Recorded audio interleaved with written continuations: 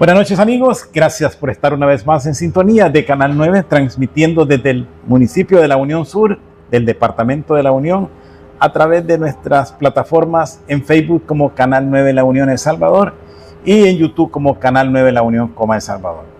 A todos los amigos que nos ven a través de las diferentes empresas de cable en los departamentos de Morazán, San Miguel, La Unión y por supuesto en las islas del Golfo de Fonseca, tengan todos muy buenas noches. Soy Raúl Castro. Y esta noche en el programa Enfoque tenemos como invitado al doctor Roger Noel Hernández Ventura. Él es un médico cirujano con quien vamos a hablar acerca de diferentes patologías y por supuesto las prescripciones y en todo caso pues las correcciones, diríamos, si hay necesidad de hacerlo para cada uno de los temas que vamos a estar hablando esta noche. Doctor, buenas noches, bienvenido.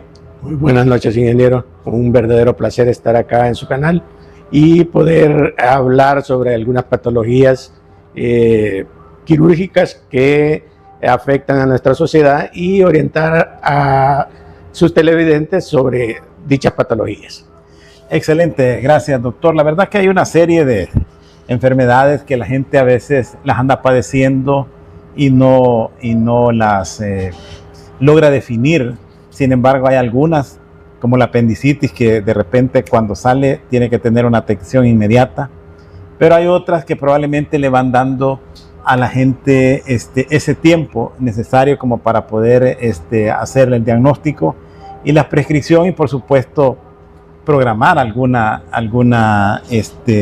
operación o alguna cirugía que le pueda llevar a la mejora del padecimiento que esté hablando. Esta noche vamos a hablar de diferentes temas, pero creo que hay un tema muy importante con el que vamos a iniciar y es las afecciones de la vesícula. Hemos visto muchas personas que andan con dolores ahí, que algunas veces no logran definir qué sucede, pero que al final se dan cuenta de que son problemas de la vesícula. ¿Cómo se empieza el padecimiento de un problema en la vesícula, doctor?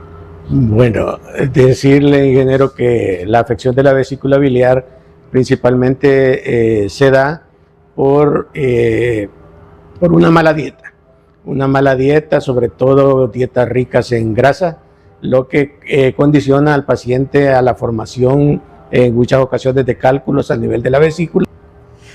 Excelente, la verdad que tal como usted lo dice, probablemente hay gente que confunde los dolores de la vesícula y con algunos dolores gástricos. Pero, ¿cuál es la diferencia? ¿Dónde la gente podría decir, no, esto requiere de alguna manera? Porque normalmente los problemas gástricos son gases, pero en este caso particular, cuando duele la vesícula, ¿hay alguna sintomatología parecida a los problemas gástricos? Bueno, decirle que inicialmente, como le expliqué, los dolores pueden ser confundidos con una simple gastritis. ¿Por qué? Porque tanto problemas dispépticos, o sea, problemas relacionados propiamente con enfermedad estomacal, sobre todo gastritis, dan dolor similares a lo que es una colecistitis aguda calculosa. Hay dolor en epigastrio, puede ser un dolor irradiado al hipocondrio derecho, que es la parte superior del abdomen. Puede haber presencia de síndromes dispépticos, ya que la vesícula es uno de los órganos que nos ayuda en el proceso de la digestión de los alimentos. Principalmente lo que hace la vesícula biliar es almacenar bilis, que es un líquido que una vez uno ingiere los alimentos, ese líquido viene a través de la vía biliar, se almacena en el hígado y al nosotros ingerir alimentos, estos son transportados a través de unos conductos hepáticos a lo que es el conducto gastrointestinal y nos ayuda a digerir los alimentos. Entonces, por la cercanía que hay entre estos órganos, es que muchas veces se confunde. Decirles que los síntomas de la vesícula biliar principalmente son dolor a nivel del cuadrante superior derecho, que se irradia a la región posterior de la espalda. Puede haber náuseas, puede haber vómitos, puede incluso en algunos casos, cuando ya está más avanzada la situación, puede haber presencia de fiebre, ictericia, que es una... Se empieza esta situación. Usted hablaba al principio de la cuestión de la alimentación. ¿Hay algunos alimentos que inciden directamente en el funcionamiento de la vesícula? ¿O que afectan directamente? Definitivamente que sí. Principalmente son las grasas las que afectan el funcionamiento de la vesícula, ya que se da un trastorno hormonal al ingerir demasiada grasa, lo cual conlleva a la formación de los cálculos. Bueno, hay algunos casos aislados de una colecistitis acalculosa que se puede dar por diferentes situaciones, que pueden ser obstrucciones a nivel de la vía biliar, que hay unos conductos ahí que se llaman conductos hepáticos, que se transforman en un conducto hepático común, y luego llega como un conducto colédoco y esto se comunica con el intestino. A través de todo ese sistema es que la bilis es transportada y almacenada en la vesícula biliar, y es lo que puede producir una obstrucción de la vía biliar, con lo cual conlleva toda la sintomatología que les explicaba anteriormente. Pues la vesícula biliar prácticamente es únicamente como una cámara de almacenamiento de esta sustancia que es primordial para la digestión de los alimentos, y al obstruir... Ok, es importante eso. ¿Y hay alguna, cómo les quisiera decir, alguna prescripción médica para tratar de evitar el siguiente paso, es decir, la operación, para poder reducir los síntomas que puedan ocasionar? Entiendo que son bastante complicados y dolorosos. Pues realmente el tratamiento de la colecistitis calculosa es quirúrgico. Se puede hacer un abordaje o dar un tratamiento previo, que nosotros le llamamos enfriar la vesícula, cuando hay un proceso inflamatorio, pero cuando hay una indicación médica de no operar. O sea, significa que el paciente tiene alguna complicación de tipo médico, que puede ser de diferente etiología, puede ser problemas cardiovasculares, problemas nefrológicos, problemas pulmonares, etcétera. Incluso puede ser problemas de tipo neurológico que contraindiquen en algún momento el proceso quirúrgico. Entonces se puede hacer el enfriamiento o la desinflamación de la vesícula a través del uso de antibióticos, analgésicos por supuesto, y con esto operar, hay que operarlo porque el tratamiento definitivo es la cirugía, es la colecistectomía. Ok, hablando de la palabra me está complicando, la colecistectomía, así es, ¿verdad? Así es, correcto. Cuando se hace tal vez si pudiéramos ver el video y usted nos pueda ir explicando de cómo es el proceso que se hace, porque entiendo que es el proceso de inflamación de la vesícula biliar y cómo se usa lo que es la cirugía laparoscópica, que vamos a explicar los puntos que embarca.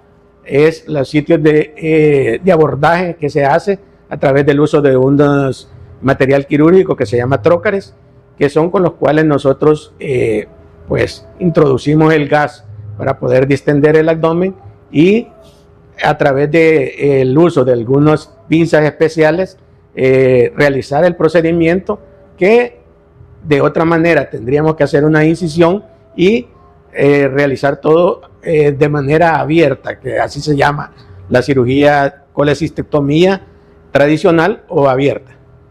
Ok, ¿cuáles son las ventajas de una sobre la otra?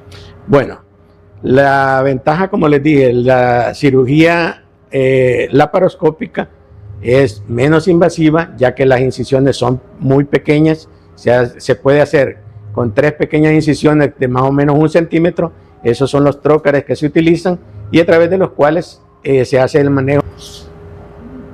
El riesgo que se puede tomar el hecho de la operación laparoscópica con la otra, porque entiendo que en una tienen que abrir totalmente para tener una observación visual directa. Así es. Bueno, hay diferentes tipos de abordaje en la cirugía convencional.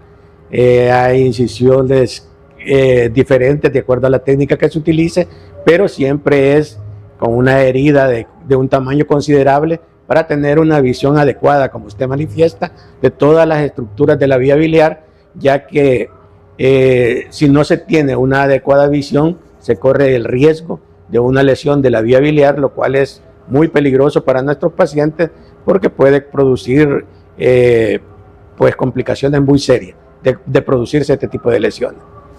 ¿Qué porcentaje de estas patologías de la vesícula biliar son reversibles? La vesícula comparado a los otros órganos, ¿qué es? Por el caso particular de los riñones, porque yo he visto cálculos en riñones bastante grandes, como que son semillas de almendra, pero en este caso de la vesícula, que entiendo de ser un órgano más pequeño, ¿cuál sería como los diámetros extremos? Pues es variable.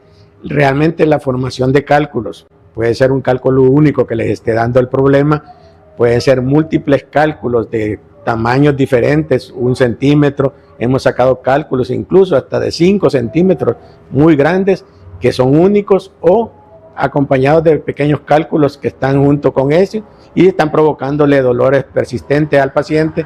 Cada vez que el paciente ingiere grasa, le provoca el dolor, y eso es característico de un problema de la vesícula biliar. Ok, excelente. La verdad, ¿cuáles serían como las recomendaciones para aquellas personas que de vez en cuando tienen problemas de dolores abdominales, para que puedan tener el cuidado y no vaya a ser un calculito chiquito que se vaya a ir induciendo ahí y después vaya a crear problemas mayores?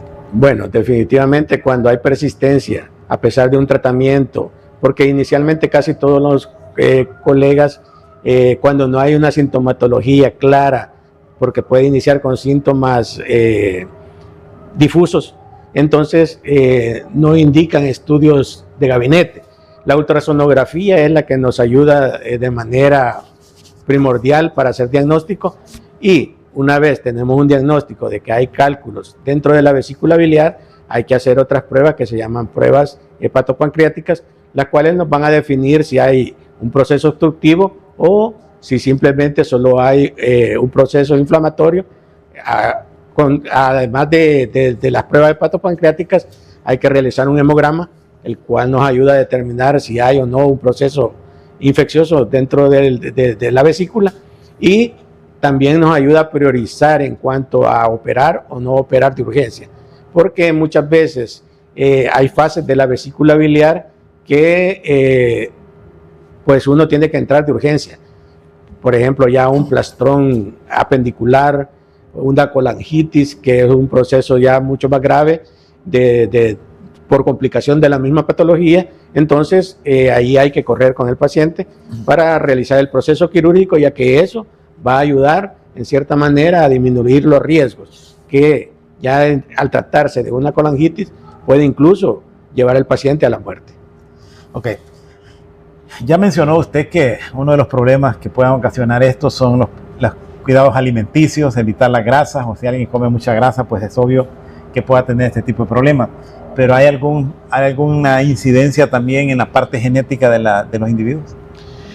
Definitivamente sí hay incidencia.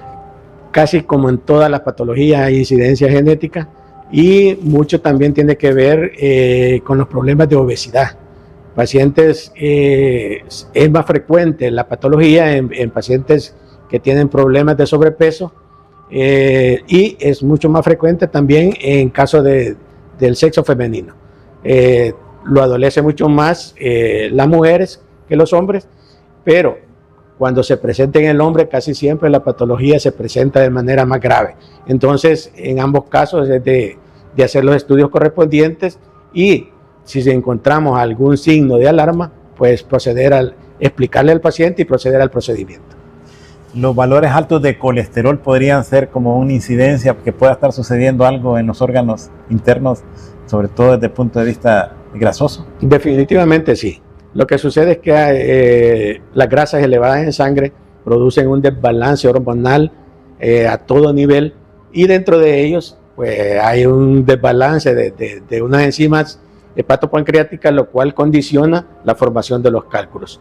Ese desbalance son tres las hormonas principales, que es la lecitina, la esfingomelina y el colesterol. Los nombres son un poco complicados, pero al haber un desbalance de esto, inicia la formación de estos cálculos, y por ende todo el desencadenamiento de las diferentes sintomatologías y complicaciones graves que puede haber en el caso de esta patología. Ok, gracias doctor, interesante. Espero que nuestros amigos televidentes estén observando, porque en muchos casos a veces se dan en jóvenes que probablemente el malestar puedan creer que es algo otra cosa diferente o muscular o algo y no enfocan esos dolores abdominales en una situación de esta naturaleza. Así que es importante poner atención y sobre todo estar atento a lo que pueda suceder con nuestros hijos, con nuestras vecinos también, porque algunas veces nos tenemos que ayudar todos para poder salvar vidas. Vamos a ir a nuestra primera pausa comercial. Ya volvemos.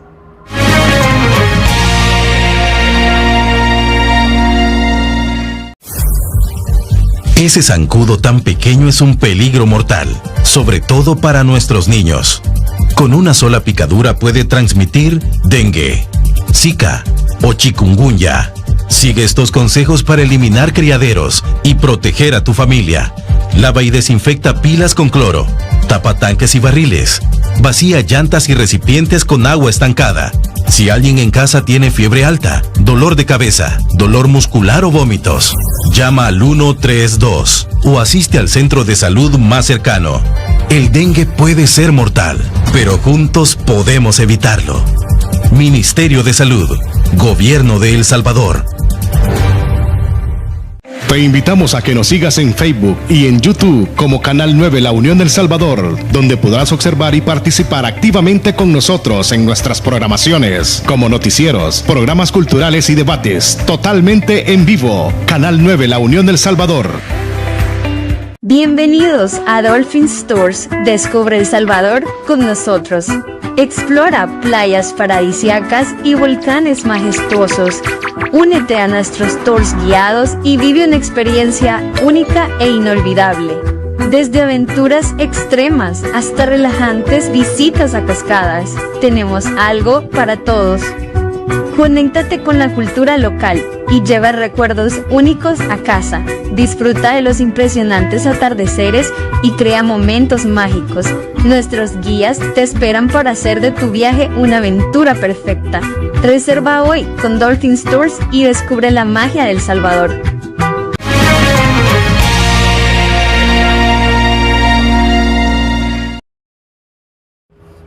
Continuamos conversando con el doctor Roger Noel Hernández Ventura, que es médico cirujano, con quien estamos abordando diferentes patologías del cuerpo, por supuesto, de todos nosotros, de los seres humanos, que padecemos de manera esporádica en algunos casos, pero que nos pueden complicar la vida. Ya hablamos en la primera parte acerca de la patología de la vesícula biliar y sus síntomas, y por supuesto también la cirugía, que puede ser tanto la cirugía tradicional, es decir, abrir, y la otra que es la que, tal como decía el doctor, ya se está volviendo como una necesidad porque disminuye riesgos y sobre todo el tiempo de recuperación, como es las operaciones laparoscópicas.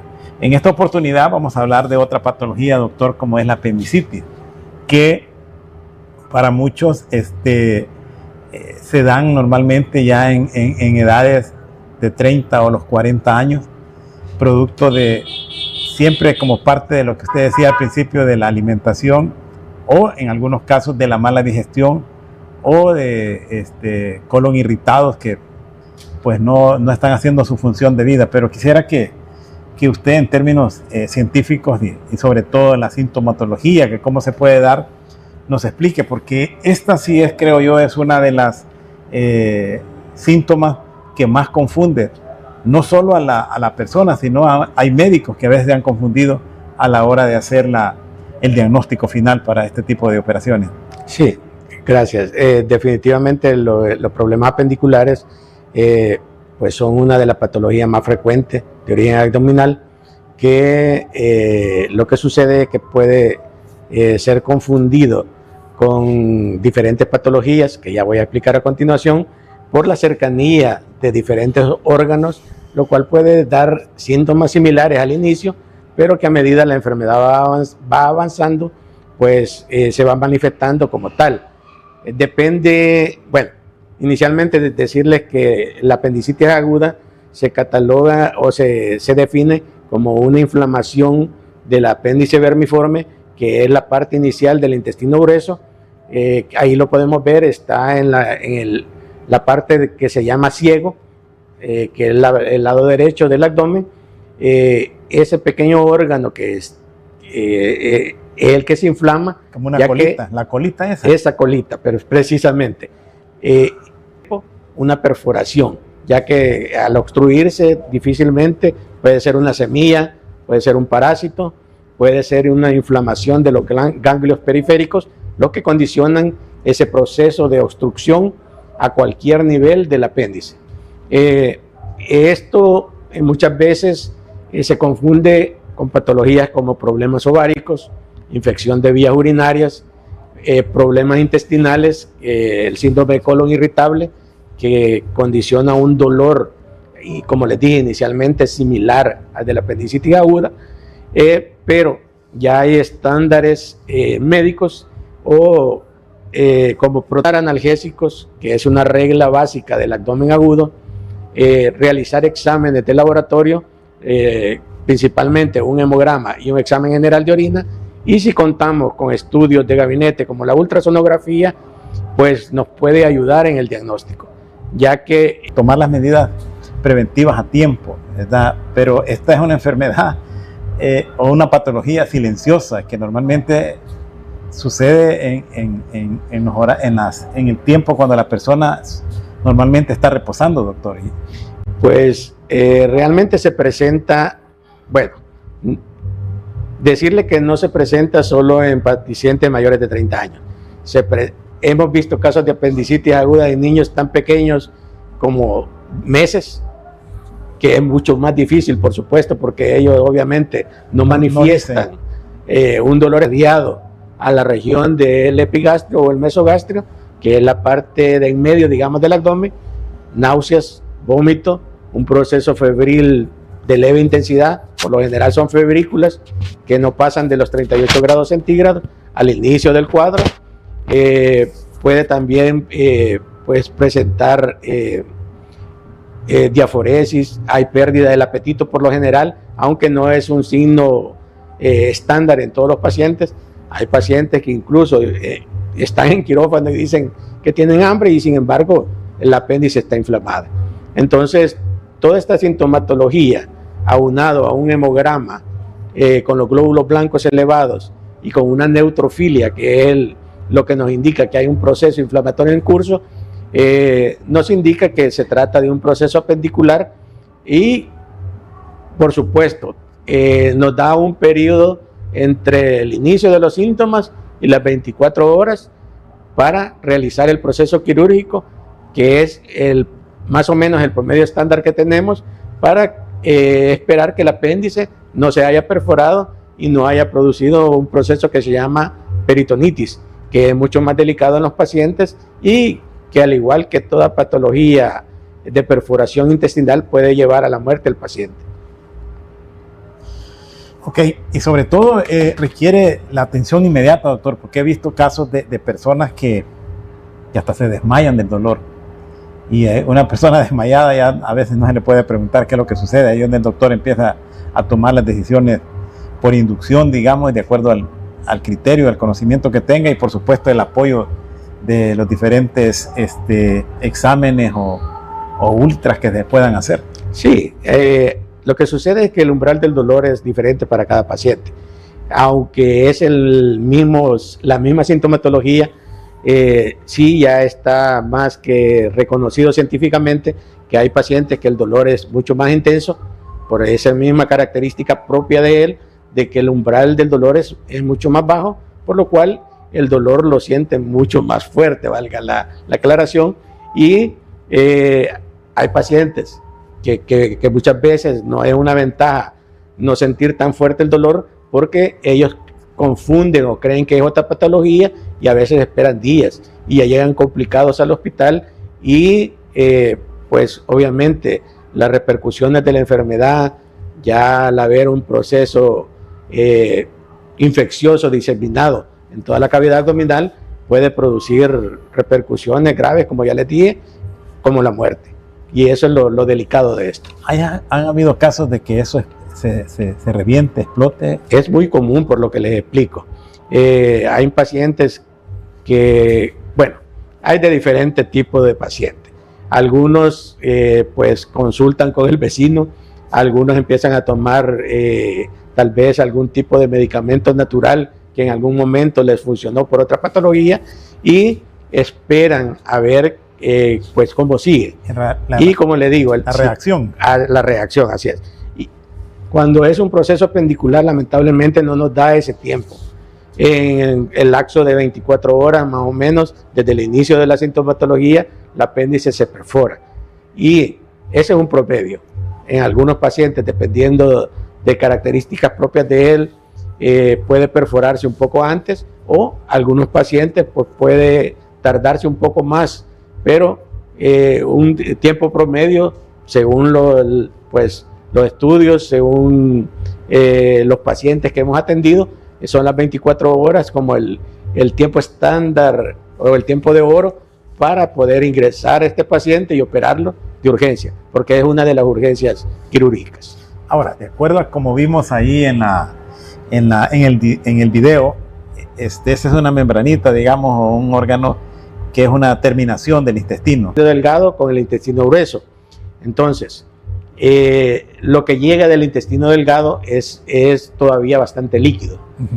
Eso condiciona a que si hay una perforación a nivel apendicular que está cerca, la descarga misma del intestino delgado que está realizando a nivel del ciego, que es la parte inicial del intestino grueso, condiciona que haya salida de las heces, y con lo cual se desarrolla un proceso infeccioso en toda la cavidad, una peritonitis, luego se puede producir una sepsis, que no es más que una diseminación de las bacterias a través del torrente sanguíneo a todo el organismo, y al haber una sepsis ya se da un shock séptico, que ya el paciente es hipotensa, puede posterior a ello pues presentar una falla de múltiples órganos, que es por el mismo proceso séptico, y posteriormente pues fallecer lamentablemente.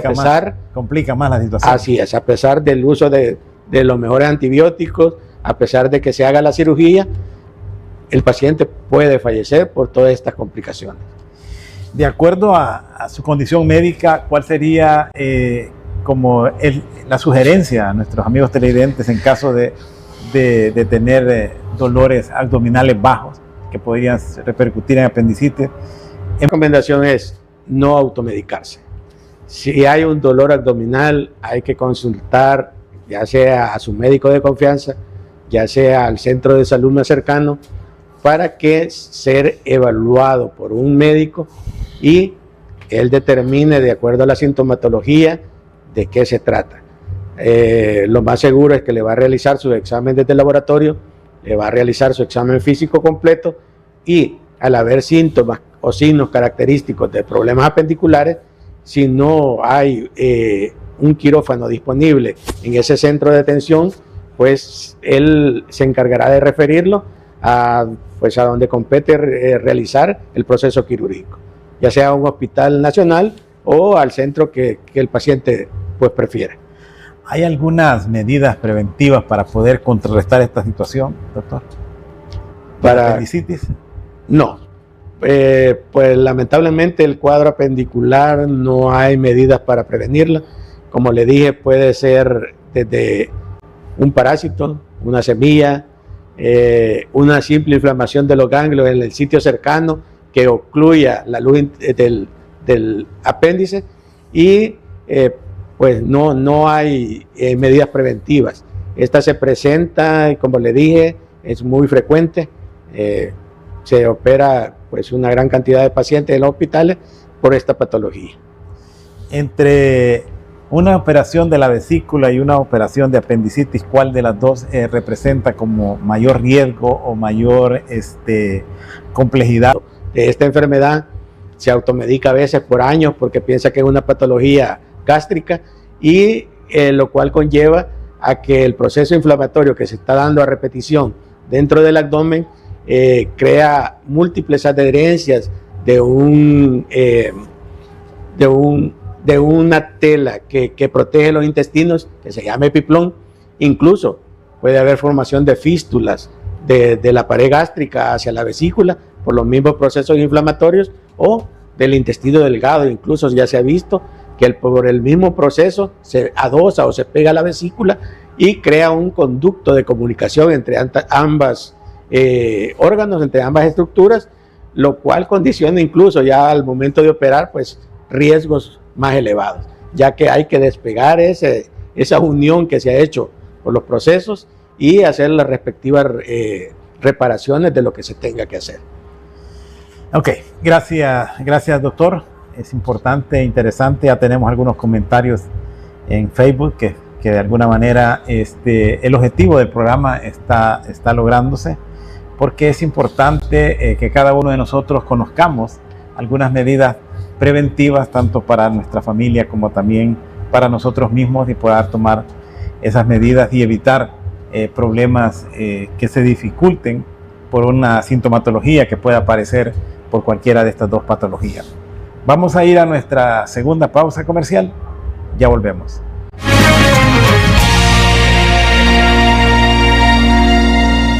Bienvenidos a Dolphin Stores. Descubre El Salvador con nosotros. Explora playas paradisíacas y volcanes majestuosos. Únete a nuestros tours guiados y vive una experiencia única e inolvidable. Desde aventuras extremas hasta relajantes visitas a cascadas, tenemos algo para todos. Conéctate con la cultura local y lleva recuerdos únicos a casa. Disfruta de los impresionantes atardeceres y crea momentos mágicos. Nuestros guías te esperan para hacer de tu viaje una aventura perfecta. Reserva hoy con Dolphin Stores y descubre la magia de El Salvador. Te invitamos a que nos sigas en Facebook y en YouTube como Canal 9 La Unión del Salvador, donde podrás observar y participar activamente con nosotros en nuestras programaciones, como noticieros, programas culturales y debates, totalmente en vivo. Canal 9 La Unión del Salvador.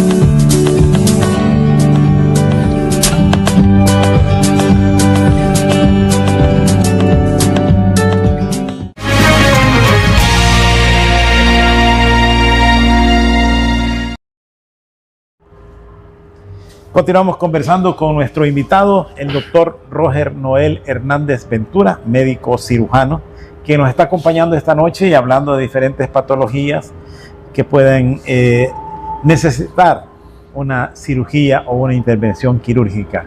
Ya hablamos de la vesícula, ya hablamos de la apendicitis, y hoy vamos a hablar de algo que a muchas personas también padecen, y es de las hernias. Hay diferentes tipos de hernias, tal como lo conversábamos con él fuera de cámara, pero será él quien nos explique precisamente acerca de esta patología, doctor. Gracias, sí. Bueno, decirles que las hernias, pues técnicamente lo que es una hernia es un defecto de la pared abdominal, lo cual condiciona la eventración, ya sea de cualquier víscera o contenido dentro de la cavidad abdominal, con la formación de una masa visible que puede ser dolorosa y obviamente incómoda para el paciente. Se da generalmente por una debilidad de las capas aponeuróticas, que son las capas que recubren los músculos, y al romperse esta capa hay una eventración, como les dije, y la formación consiguiente de una masa, la cual puede ser a nivel umbilical, puede ser a nivel inguinal de cualquier lado, o puede ser que haya tenido el paciente una cirugía previa con la formación posterior de una hernia por la apertura de la capa interna que se repara en el momento operatorio, pero que puede haber dehiscencia de esa sutura y posterior formación de una hernia, que en este caso se llama hernia incisional, por ser previo a una cirugía. Pero en ese caso, doctor, las hernias, yo siempre he visto que las hernias generan inflamación. ¿Esa inflamación es líquido o es grasa? ¿Qué es lo que se acumula en esa separación? Lo que sucede, la pared abdominal está compuesta por diferentes capas. Correcto. Inicialmente está la piel, el tejido graso.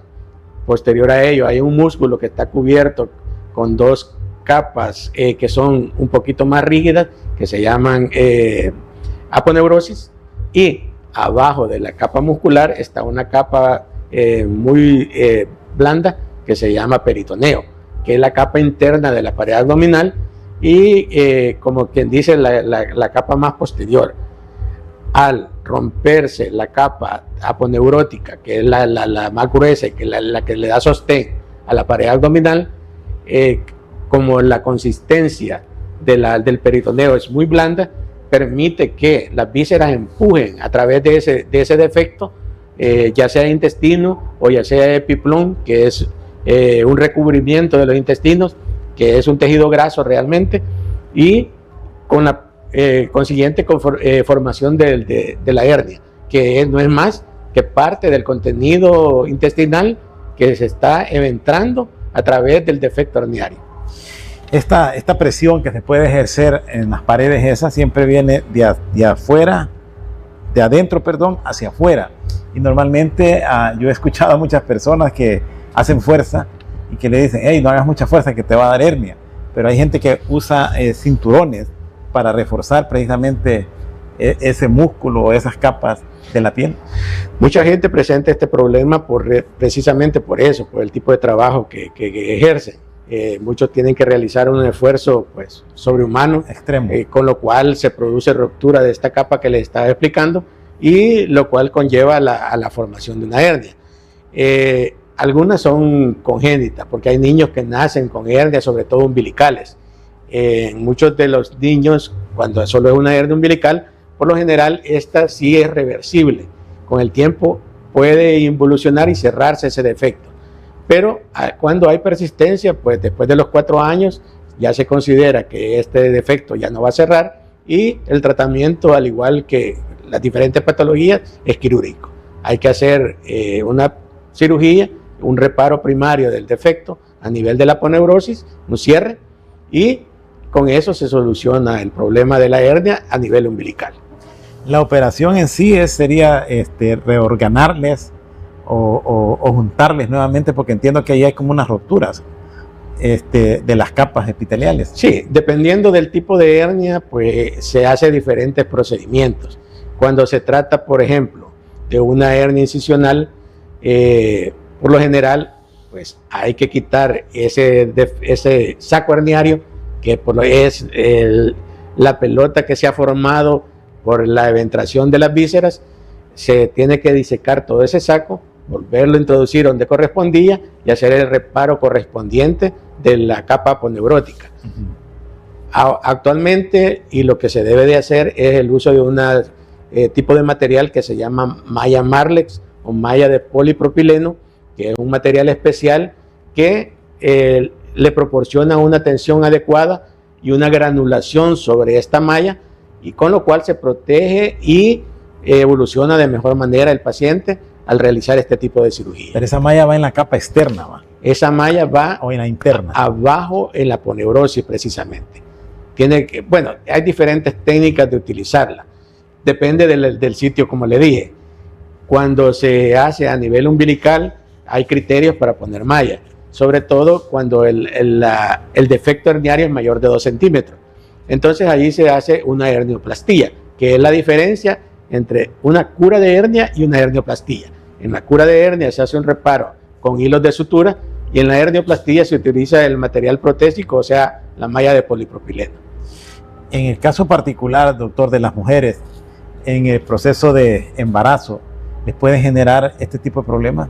Definitivamente sí, porque recuerde que todo está más presionado a medida que el útero va en crecimiento, pues sobre todo en la mujer embarazada, lo que generalmente presentan es formación de hernias umbilicales. Es lo que es más frecuente. No digo que no puede presentarse otro tipo de hernia, pero el más frecuente es a nivel umbilical. Obviamente hay que esperar hasta que pase el proceso, salvo que hay condiciones específicas en lo que se vuelve una urgencia, que es cuando se introduce un segmento de intestino y queda trabado a nivel del defecto herniario. Ahí ya se considera que puede ser una hernia encarcerada cuando no hay cambio de coloración, o sea, el intestino está trabado, pero no se ha interrumpido la vascularidad. Cuando ya hay una interrupción de la vascularidad, se ve la piel morada, entonces ya hay una hernia estrangulada. Ahí hay que correr con el paciente, porque si usted no lo opera en las primeras horas, el intestino puede perforarse. Se puede perforar por la misma presión de la piel. Por la misma presión, ya que por lo general el defecto herniario es pequeño, y a veces incluso las hernias, por ejemplo, a nivel inguinal, pueden llegar y hacerse hernias gigantes. Puede meterse en un segmento de intestino bastante grande, incluso dentro de la hernia puede rotar el intestino y estrangularse por el mismo movimiento dentro del defecto herniario. En el caso particular, doctor, porque como ahí también tiene mucho que ver la fortaleza que puede tener el músculo.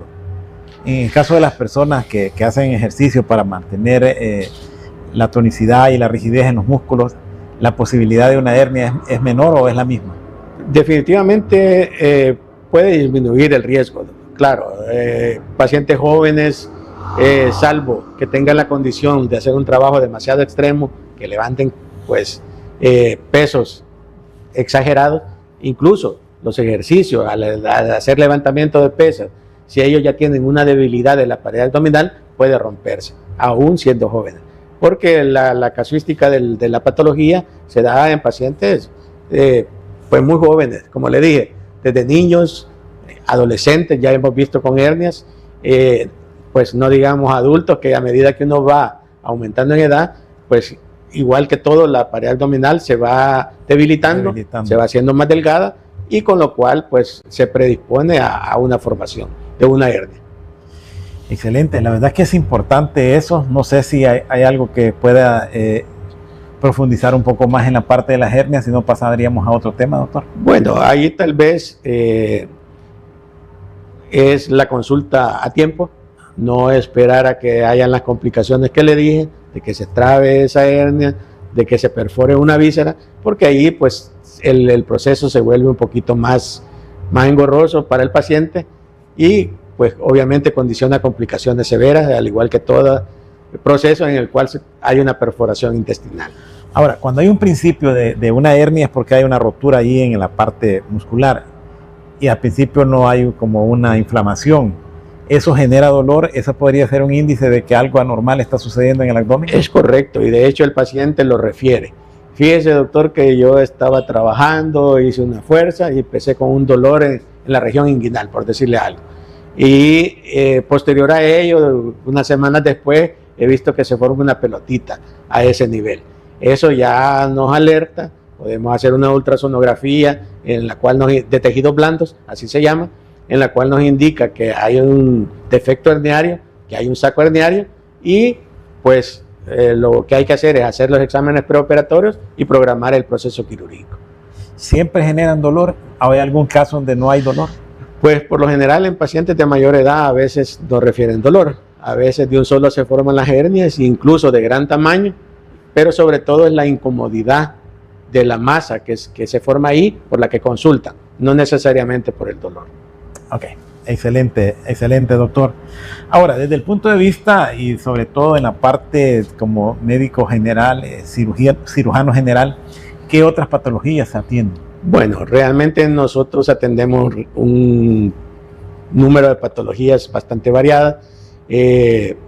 Vemos todo lo que es relacionado con trauma inicialmente, manejo de trauma, pacientes accidentados, pacientes con problemas a nivel, por ejemplo, trauma cerrado de tórax, paciente que se accidentó, que por el mismo trauma se le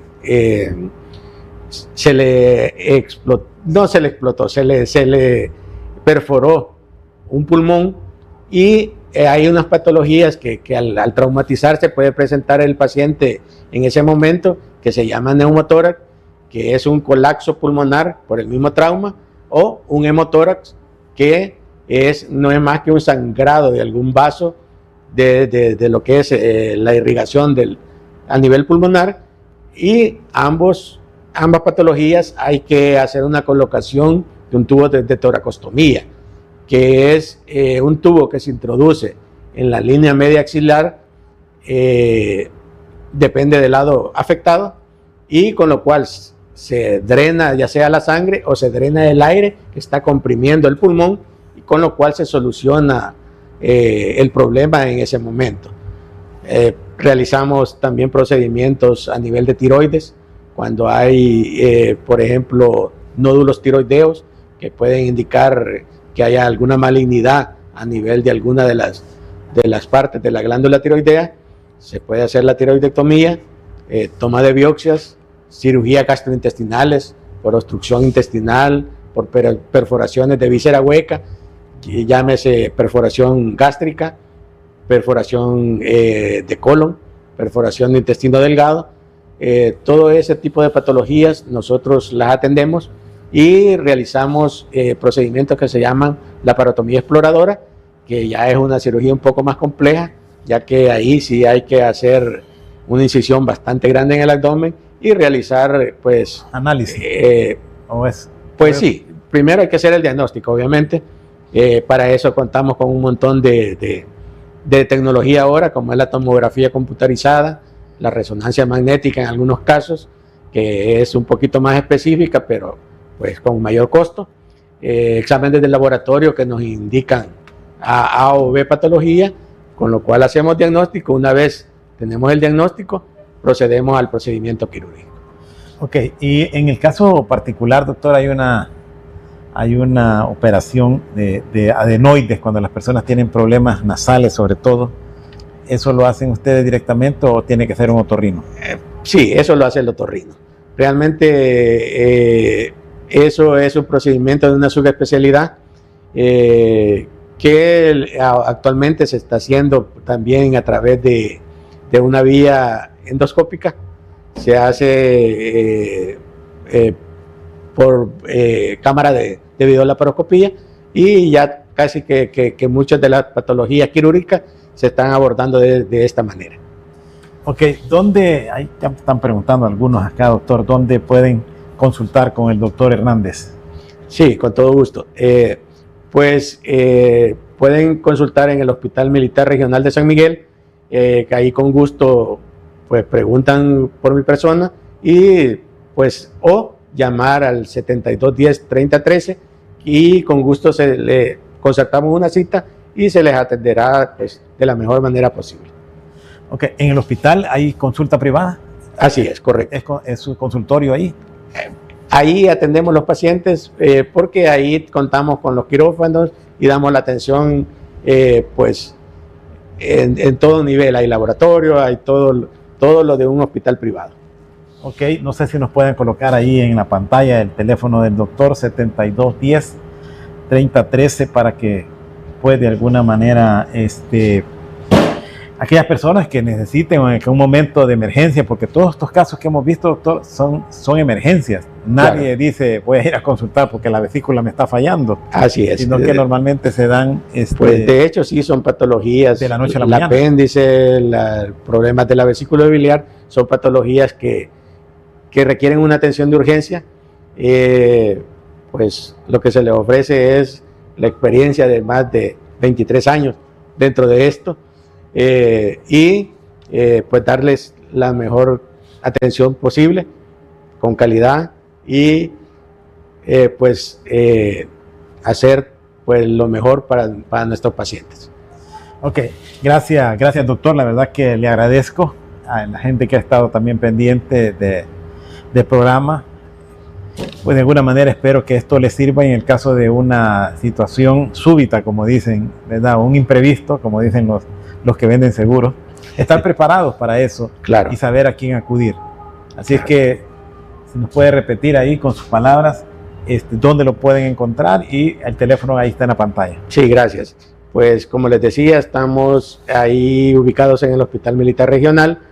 Previa concertación de cita, ahí está mi teléfono en pantalla. Con gusto será amablemente atendido y, como les digo, le ofrezco calidad en la atención y la experiencia de muchos años realizando este tipo de procesos.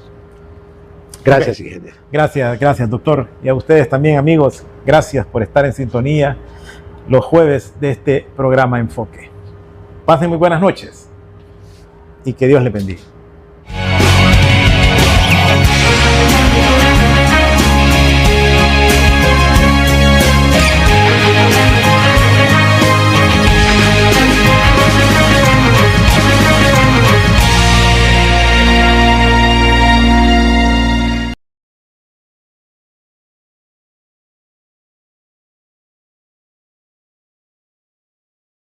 Te invitamos a que nos sigas en Facebook y en YouTube como Canal 9 La